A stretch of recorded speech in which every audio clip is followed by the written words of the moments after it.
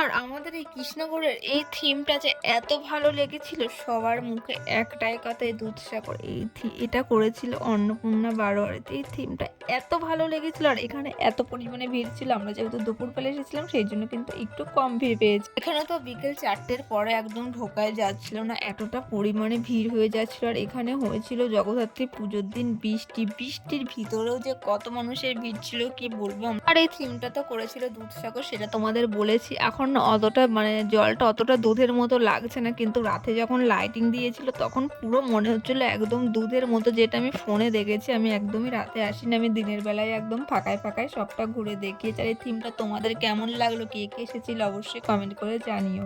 এখানে কিন্তু প্রত্যেকবারই সেরা সেরা থিম করে। এখানে ছবি তোলার তো একদমই প্লেস পাচ্ছিলাম না, একটা ছবি তুলেছি। আর আমাকে কেমন লাগছে সেটা অবশ্যই কমেন্ট করে জানিও।